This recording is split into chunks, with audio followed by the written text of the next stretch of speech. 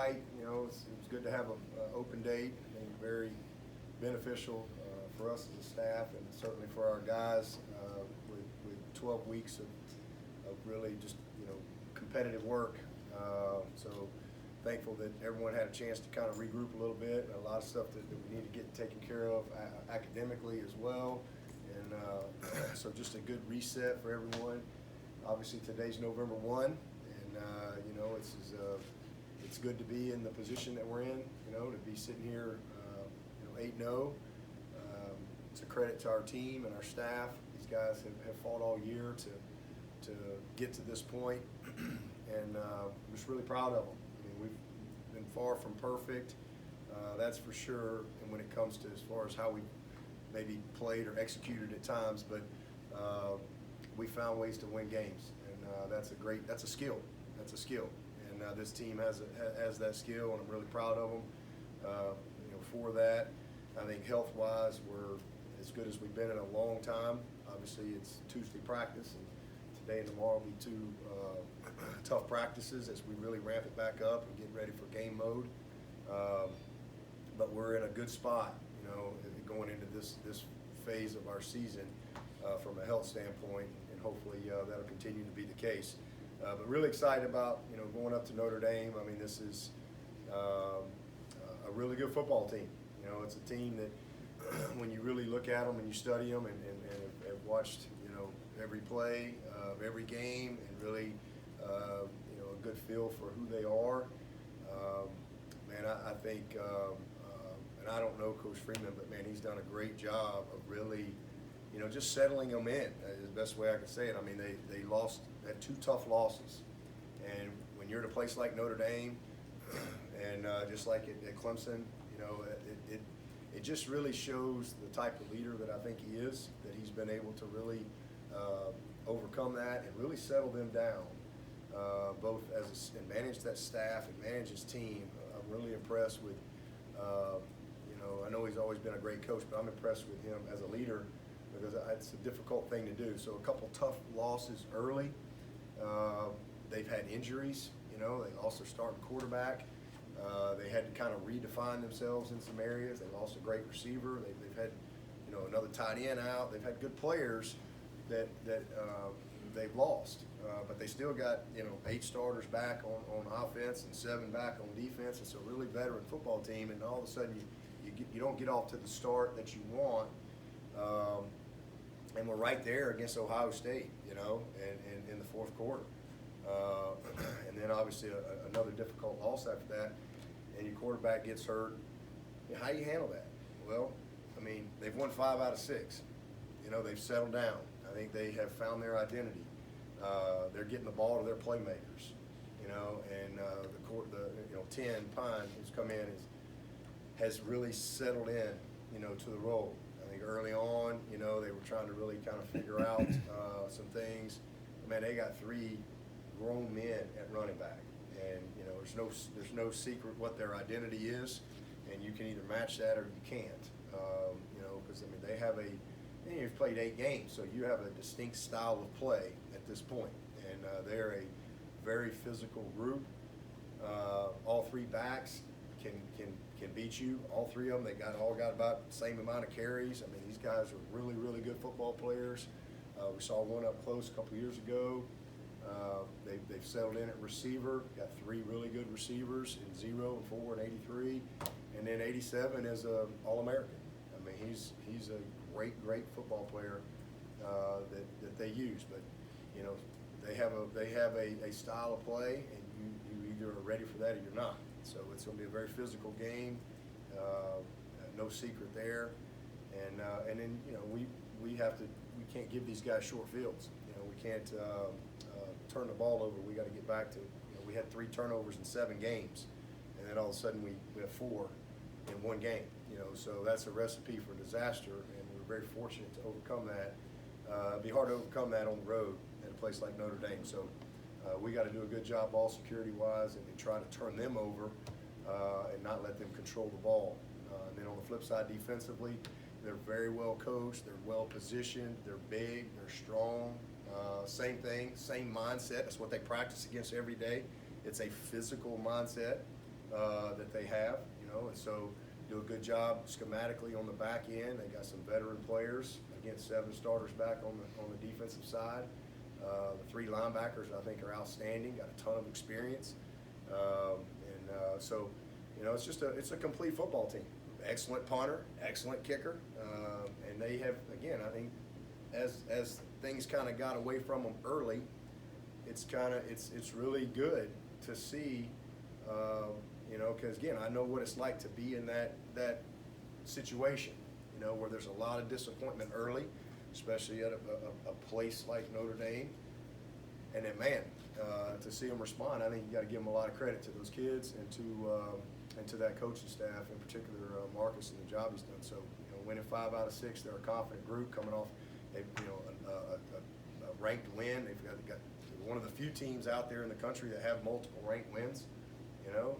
So definitely going to be a tough challenge up there, but we're excited about it. Looking forward to it. I'm sure they're disappointed it's not going to be 3 inches of snow. So maybe one day that'll work out, but I think it's going to be a beautiful night and a great opportunity for both teams, and should be a heck of a football game. Coach, you played there 2 years ago, obviously, but limited fans because of COVID. How exciting is it for you and your guys to be in that environment, that stadium, and with a packed house prime time? Yeah, well, I think that's what makes college football great. And as a competitor, somebody who's been a part of college football for since 1988, as a player and a coach, I love that. I love playing in Tuscaloosa. I love playing at Legion Field. I know that's a thing of the past, but I love that. I love that environment. I love going on the road to Knoxville and Baton Rouge and Arkansas and you name it. Been all over the country, and then coming to a place like Clemson and getting a chance to coach in a venue like this. It's special. And then all these places we get to go to. It's awesome. Going down. I thought the crowd at Florida State a couple weeks ago was tremendous. We know everywhere we go, we're going to get everybody's best shot. We're going to get everybody's best fan support. You name it. It kind of comes with being at Clemson, and I think as a competitor, you love that. And as a college person, whether you're a coach or a player, it's special. And then you have places like Notre Dame, right? Like that's iconic. We've won there one time since 1979. Now, I know we've only played there once, but still, it's not like you get to go to a place like Notre Dame every year. And I think, the history of Notre Dame, the brand of Notre Dame it speaks for itself. This is a historic place that Tim Berate loves to tell me about for 20 years. So I know way more about Notre Dame than I probably should, but it's special, and I am glad. We were thankful to be able to play, but also at the same time, it's kind of disappointing, cause especially when you have this vision and you go up there and it is what it is at that time. But so it is exciting to be able to see Notre Dame at its best, and I know that's what we'll get. We'll get the best they got, and look forward to competing against them. There's been a lot of attention on Mayer for defense, yet he's still targeted a lot. He's still very productive. What based on what you've seen, what are they doing to still get him the ball amid all that attention? It's all built for the run game. They move him around first of all. They'll put him outside and they'll line him up and throw one-on-one red zone shot to him. They'll put him in the slot and run an inside fade. They run double moves with him. They'll use him like a receiver, but most of this, they screen it to him. They'll literally screen it to him like he's a receiver. But they've handed it to him in the backfield. But most of it comes through all their run action. Swap, boots, where's Waldo? He's all over the place. He's 1, he's 2, he's 3. Because you got to stop the run, and you have to stop the run, or they're gonna kill you. And then 3 backs are sledgehammers, and then all them guys up front, the offensive linemen, they create extra gaps formationally. It's a real challenge to line up against these guys because it's a different type of football than maybe you see on a weekly basis. So challenge you from a discipline standpoint, a leverage standpoint, alignment, because you have to stop the run. and then, you know, they create off of that. With all, you know, the quarterback, you know, he's not a guy that they're going to, you know, put in the shotgun and just drop back and throw it 50 times. That's not who they are. He's going to be on the move all the time, and it all comes off of, you know, everything they do, whether it be the power, the counter, the stretch, the swap boot stuff. It doesn't matter. So they're just creative with where they put him, how they involve him in the just normal pass game, but then all the play action stuff. So everybody knows he's going to get the ball, but, you know, again, you still have to respect him as a blocker, and you have to stop the run to have a chance on these guys. If you don't, you're not going to win. How creative or how much do they evolve their running game as the season going on? Have you noticed that? They do what they do. You know, it's a million ways to get to it, but boom, there's the power. You know, at the end of the day, that's what's coming. You know, it's the swap zone.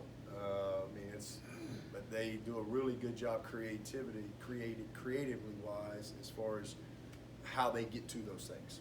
A million ways to do it, but when it's all said and done, the ball snap, here comes the power right at you. And, you know, you have to be able to fit it all up against, you know, all their different looks, alignments, motions, etc. So they do a really nice job. Got a good package. Dabo, another interesting bit of information that Tim Bray shared with us this week is how both your team and Notre Dame have exhibited quite a propensity for blocking kicks. Yep. Be they punts or field goals. Yep. Has that been a stress point? Yeah, This week? they 3 games in a row.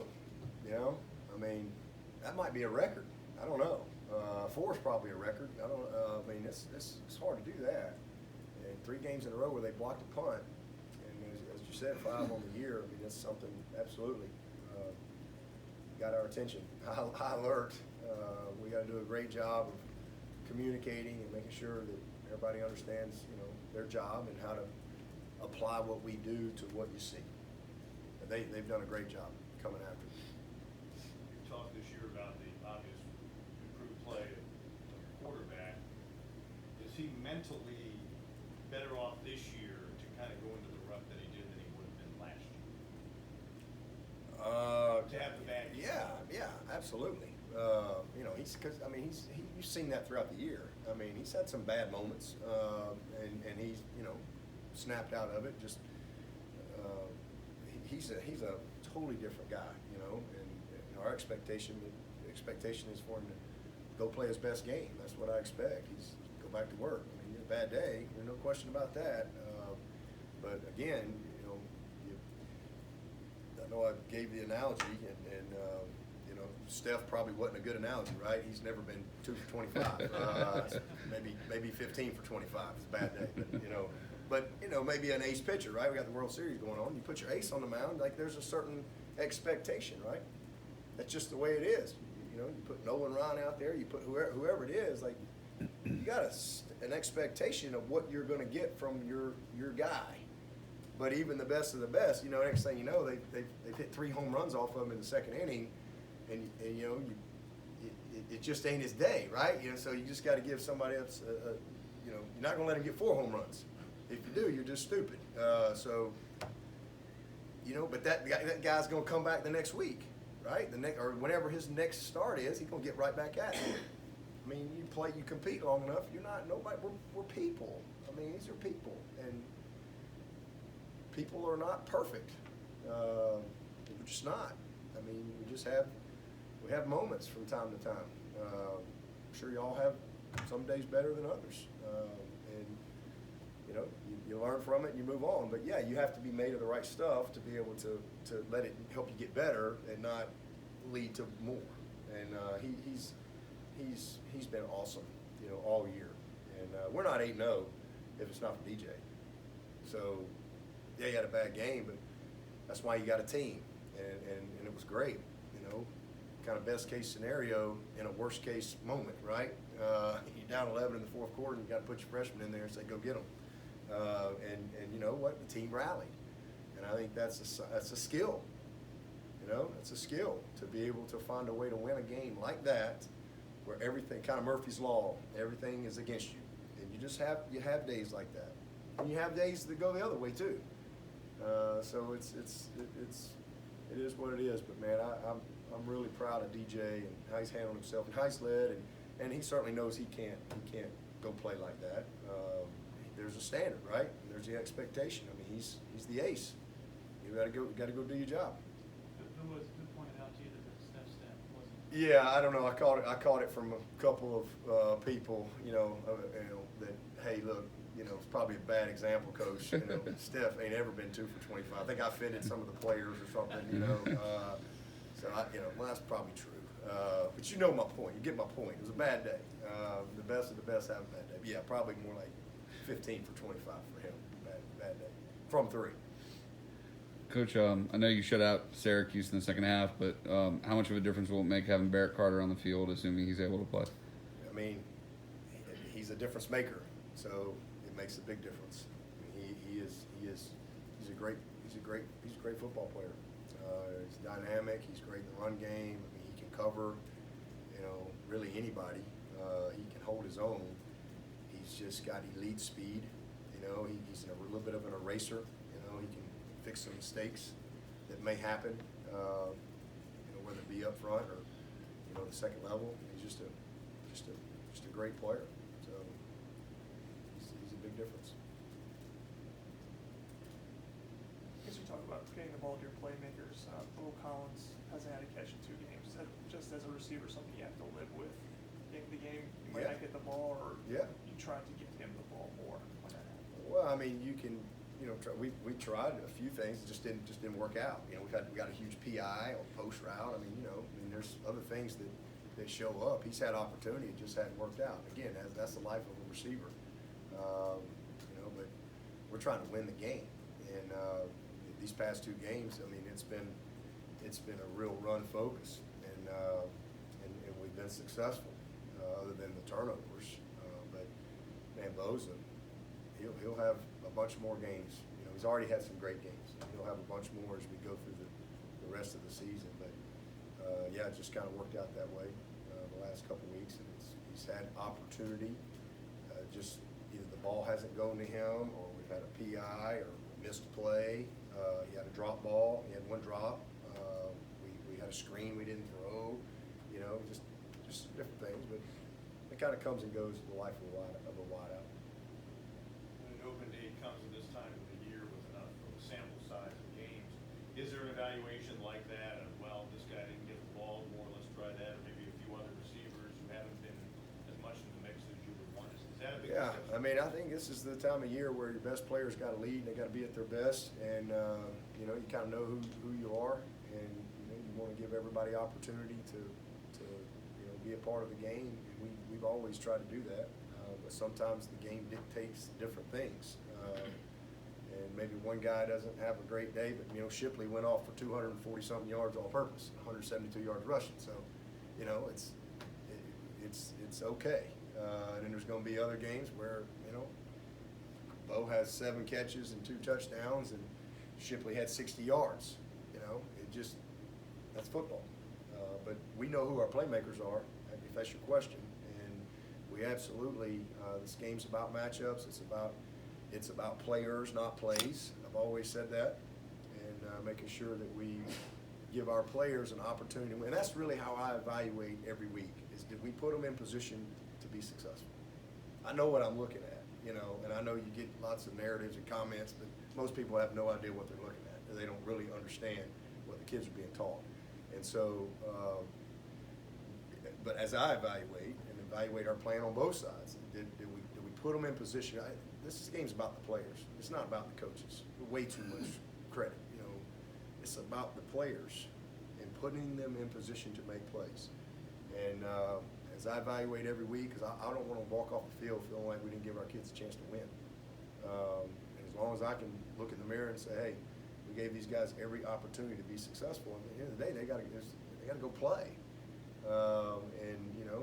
But all you can do is put them in position to be successful, and make sure that you've prepared them to execute in situationally and confidence and belief and all those things. But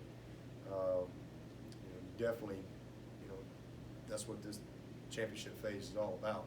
It's about being focused. It's about your best players playing well, putting them in position to go win the games. Because that's how you win in this type of year. Your best players got to lead the way, because everybody's got plenty of film on each other as far as who you are. So now who can do what you do better.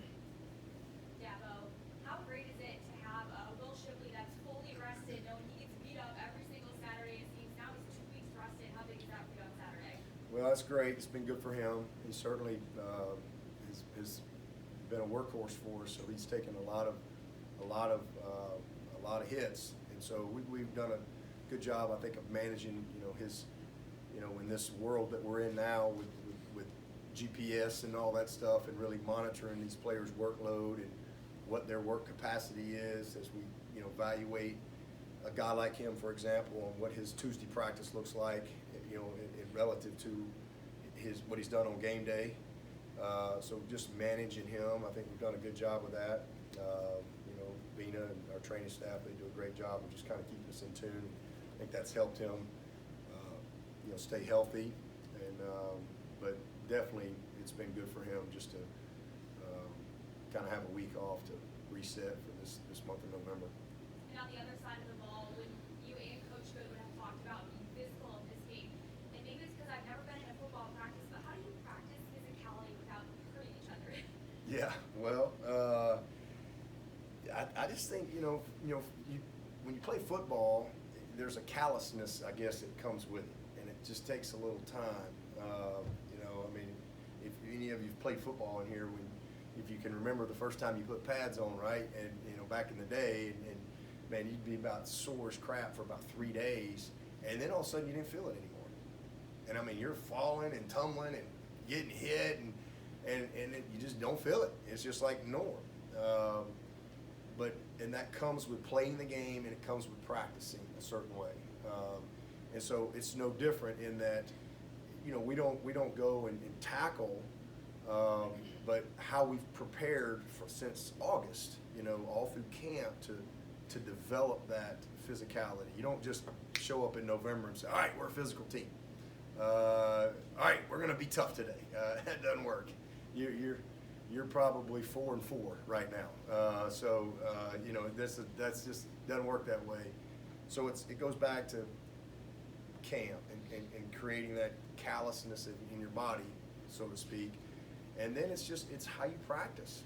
And so we practice tough and physical on Tuesdays and Wednesdays. I've always believed in that. We're never going to get away from that. I mean, unless they just say we got to go out there in underwear every day.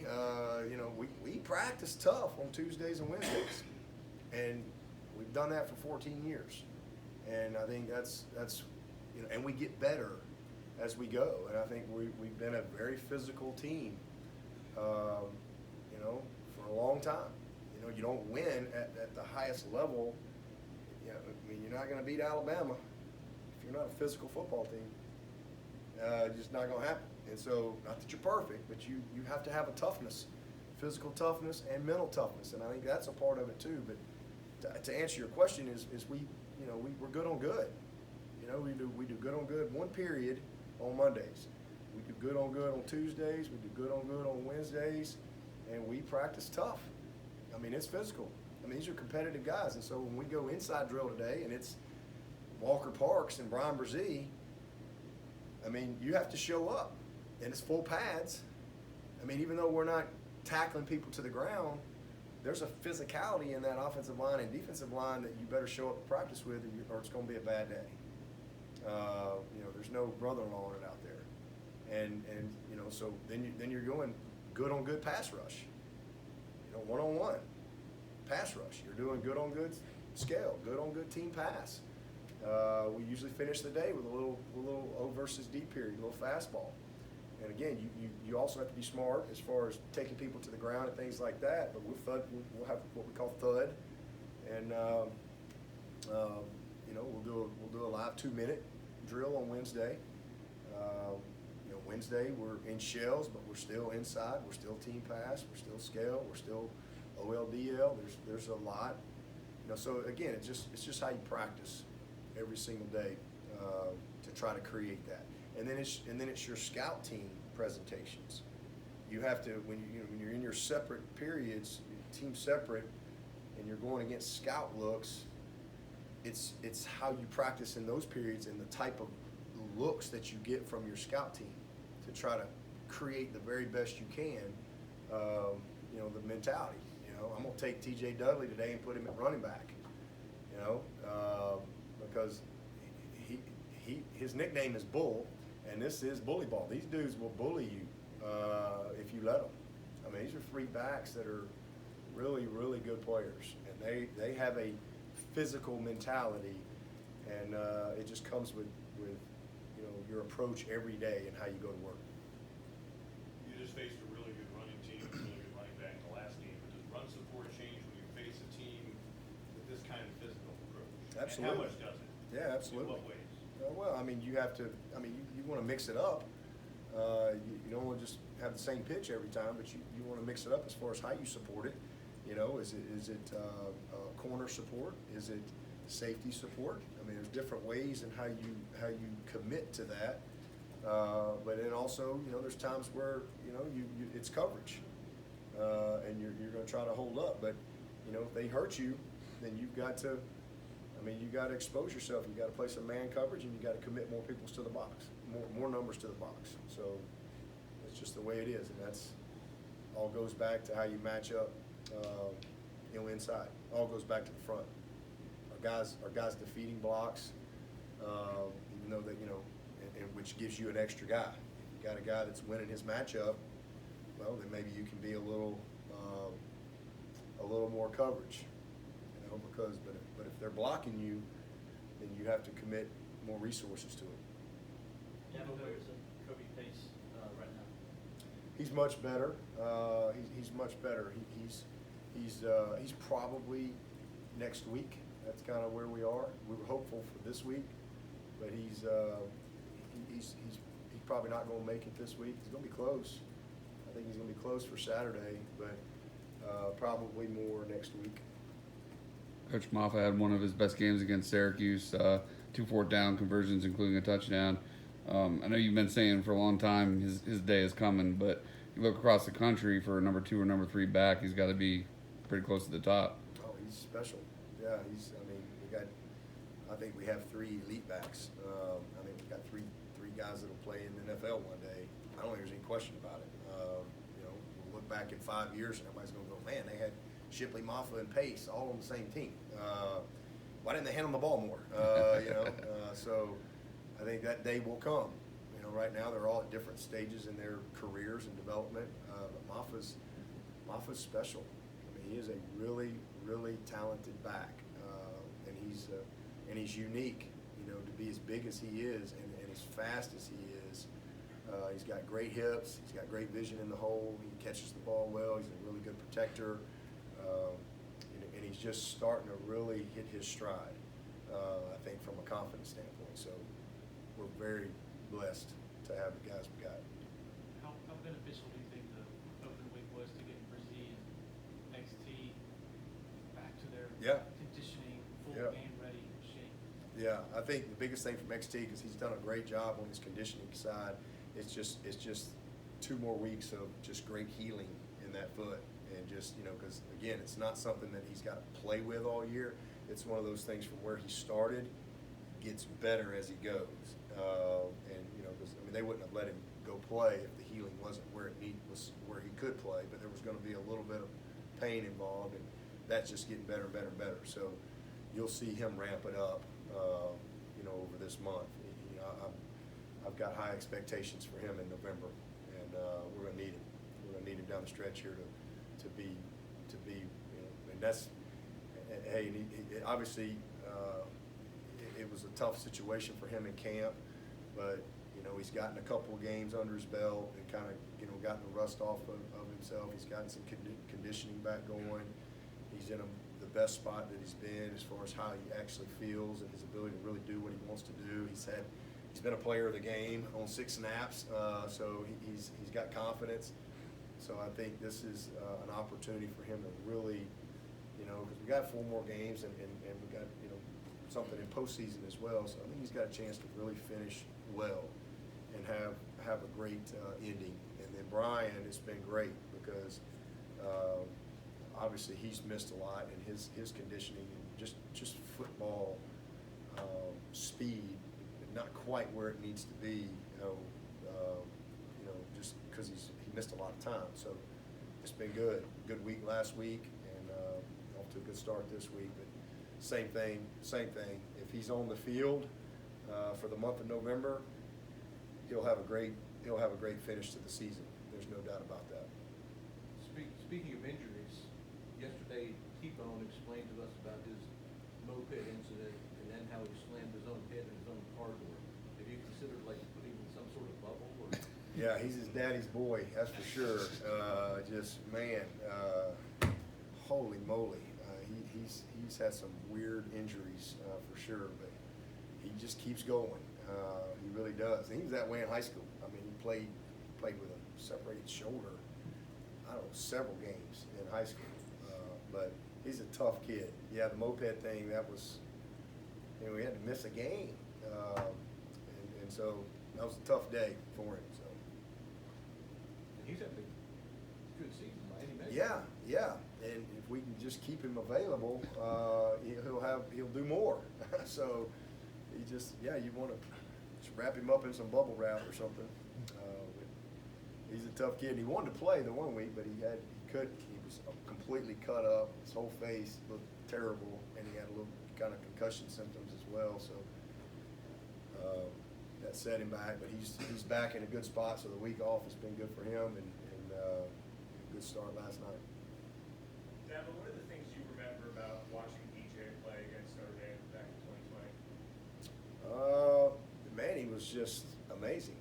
I just remember, the big plays, how he kept his poise, how he led. He was awesome. I mean, it was a great night. I mean, he had a couple big plays to Cornell in particular that I remember, and wasn't too big for him, Obviously, he'd got a chance to play against Boston College the week before, so it wasn't the first time for him to run out there. But he just executed the plan well and made a bunch of big plays. And I remember the second overtime there where they called us in, right, and then reviewed it and said we were no. They called us out, or they reviewed it and said we were in, I think, gave us a touchdown. And then we're getting ready to kick the extra point, and they called timeout again. We're going to review the review. You remember that? It was the first. I think it was the first time in the history of football that they reviewed the review. And they said, no, we didn't mean it. Now you got to go do it again. And we were able to get it in there at the end. But anyway, he was great. A lot of big plays that he made. He made some beautiful throws and did everything he could to give us a chance, and we came up short. It was a heck of a game, a tough one to lose. Dabo, we're 8 weeks into the season, we're entering the championship phase, as you call it. How do you assess the previous 8 weeks, and is the team where you thought they would be? If not, what do they need to do starting with this game? Well, yes, November 1. So this is we got our first win, November 1, 2008, when I became the head coach. And so that's kind of fitting for us as far as why we start the championship phase, November. When you get to November, this is when you have to be at your best. This is when divisions are being settled. This is when conferences are being settled. This is when, state rivalries are being settled. This is when national bigger pictures are being determined. And so this is it's huge, and everything builds, it all builds. From as we break our year down, getting ready to transformation to prime time. And we started prime time August 1st, and we've been but it all builds. It all builds. It's like a business has a first quarter, second quarter, third quarter, fourth quarter, right? I mean, it all builds. And this is when you want to be at your best. So to answer your question, and you make adjustments all along the way. It never goes exactly the way you want it. you know, but where we are, you know, we're where we hope to be. Right now, did we necessarily get here the way I envisioned it? No, but rarely does that happen, and occasionally, but rarely. You know, it's mostly, you know, there's a lot of challenges along the way, and navigating those and making decisions, and but we're in a good spot. There's 6 undefeated teams in the country, 131 teams. It's hard to win. It's hard to win, you know, and especially in college football, especially to win every week. It's really, really difficult to win. And yeah, I mean, we're in a good spot. And as far as what we got to do, we got to get back on track, taking care of the ball. Again, we had 3 turnovers in 7 games. That was a huge part of us being 7-0. And then all of a sudden you have 4 turnovers in 1 game. That's got to be a one-off, you know, because you're not gonna win many games. It's a miracle that we won that one. We've been really good on 3rd down. You know, this has been one of the better 3rd down teams that we've had. So we've got to continue to do that. I think we're doing a great job there. We've had good balance. We've been explosive at times. Had some huge plays. We've been physical. We've been able to run the football very effectively. I think that's a real positive. I think defensively, from the last 4 games to the first 4 games, we've gotten better and we've settled in. I think we know who we are. We know who our playmakers are. We've gotten some guys a lot of experience, you know, from where we were 8 weeks ago. So I think our kicker has had a heck of a year. Our punter is hitting his stride. We've had big plays in special teams. We've blocked kicks. We've had big returns.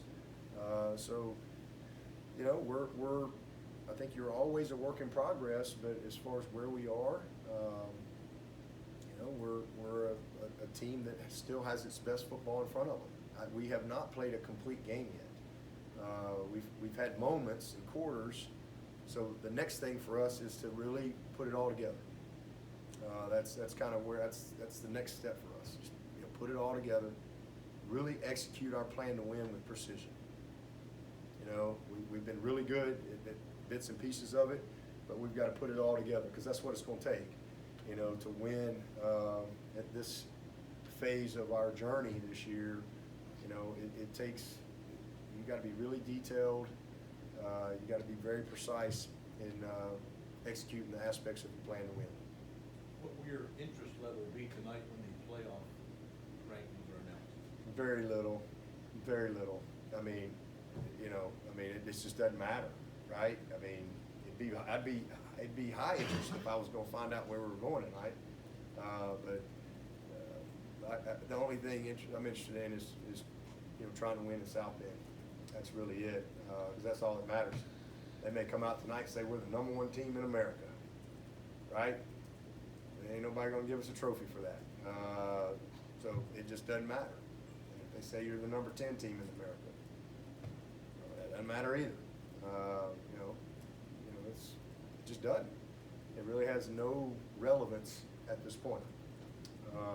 So the only thing that matters is how we play against Notre Dame.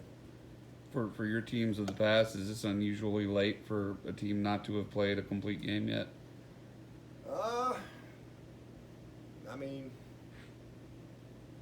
2016, I don't know that we played a complete game all year, to be honest with you. I aged dog years in 16. You know, remember all year, everybody's like, what's wrong with Clemson? They stink. They barely beat Troy. We had, 8 games, 6 points or less. Deshaun Watson was either a touchdown or an interception, right? And everybody's like, what's wrong with Deshaun? You know, this and that. My frustration, that team, in my mind, you know, it's 22 now. I look back at that team, and that team, you know, from where we were, 15 might have been our best team, honestly.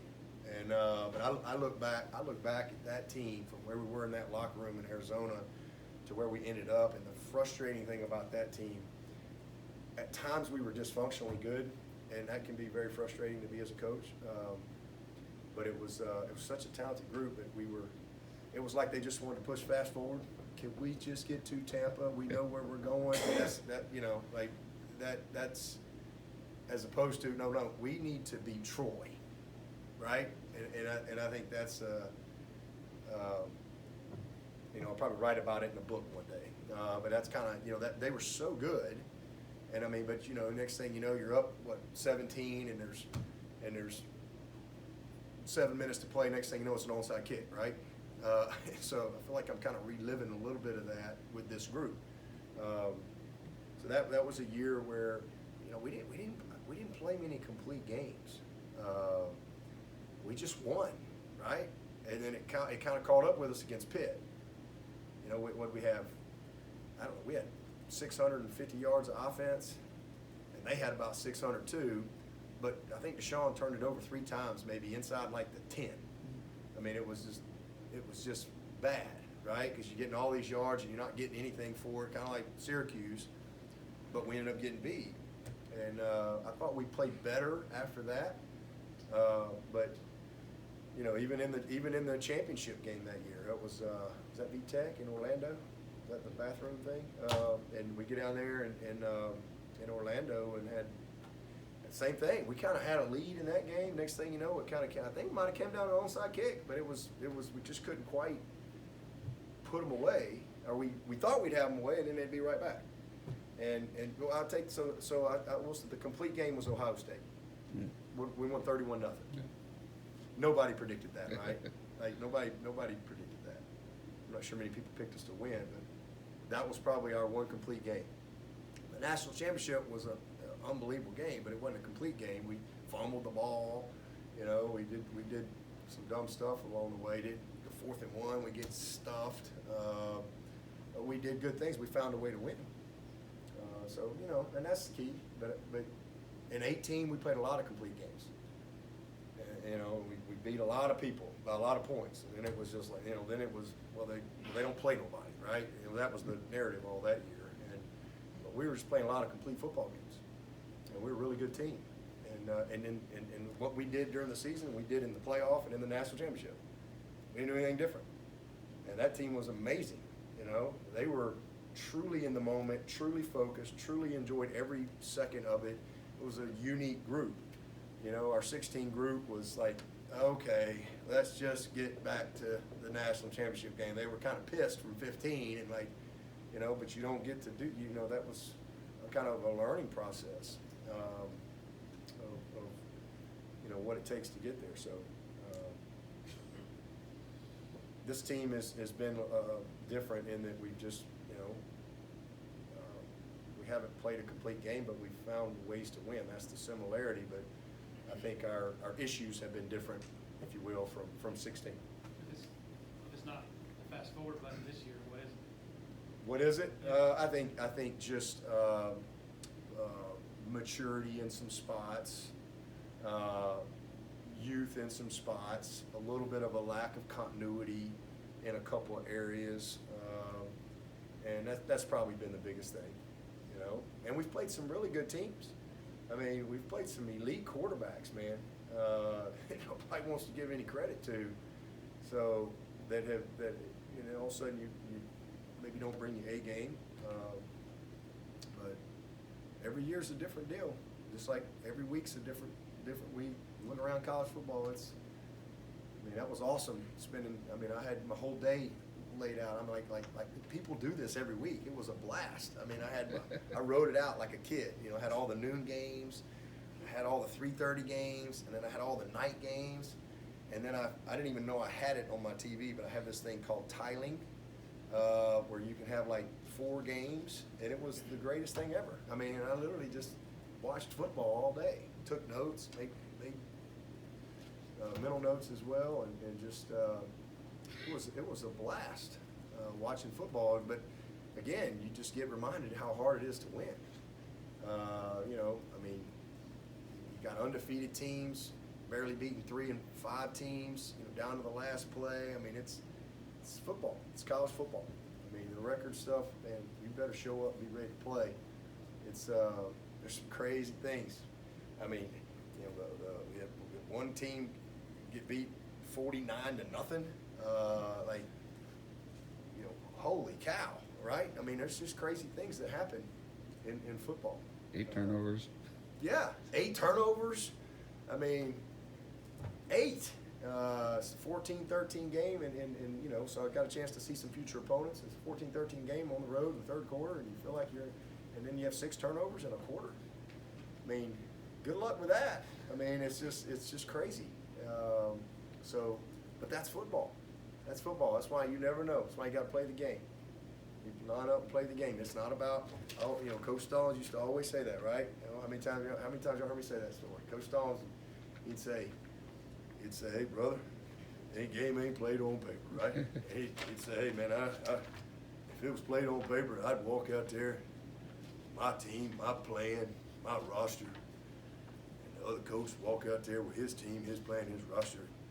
The referee'd go, he'd look at it, the crowd would go, ooh, and ah, and then the ref would go, winner, right? But that's not real life. That's not real life. You compare rosters to some of these teams that win and lose. I mean, it's you know, it's different. It's not played on paper. It's not. Thank God. If it was played on paper, we ain't got 2 national championships in the last few years and all that stuff. You know, because I mean, you go back. Heck, we weren't supposed to beat LSU, Ohio State, Oklahoma, Alabama. We ain't supposed to beat a lot of these people. Notre Dame. So thankfully, the game's not played on paper. It's played by people, and you know, we got a bunch of good people here. Any questions for Coach from Zoom? Hey, Dabo, this is Go ahead, Anna. I know number 7, Isaiah Foskey, is dangerous off the edge, but what does Notre Dame's pass rush look like in terms of how often they'll blitz and what they like to do on 3rd down? Yeah, they'll mix it up. They do a good job, really, coverage-wise. 2 safety, 1 safety, 2 deep, 2-man, quarters. You know, they do a little bit of everything. They're very well coached. They do have very good edge pressure guys. 7 is special for sure. 9's really good too. You know, those guys roll in there. 99 is a big, strong kid. They're thick inside. So, you know, the backers, they'll use them effectively. These guys have played a million snaps for them. So, it's a really good group, but they're a combination as far as, you know, what they do coverage-wise. They're very multiple. Dabo, this is Matt. You mentioned Notre Dame winning 4 out of 5, and I know you don't want to look ahead, but obviously Louisville seems like it's playing really well right now. Does it seem like y'all have played some teams when they've been playing their best football so far this year? Yeah.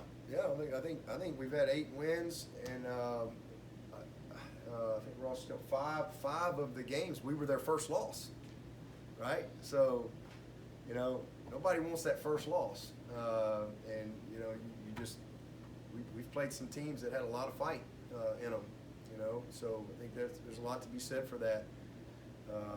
5 out of 8 games, you played an undefeated team at that point, and you're their first loss, so you're going to get everything that they got. But Notre Dame's actually won 5 out of their last 6, and yeah, Louisville. I mean, everybody. I mean, it seems like every week we know we're going to get everybody's absolute best shot, regardless of what their record is. That just kind of, again, comes with being at Clemson. So that's why you don't play to an opponent. That's why you don't play to a kick time. That's why you don't play to the scoreboard. That's why you don't play to a record. You know, you better play to a standard, and you have to prepare to a standard week in and week out. It's the biggest game of the year, and teams that don't have that mindset, they're inconsistent. You know, easier said than done, but it's something that you have to develop with your approach every day. All right, thank you, Coach.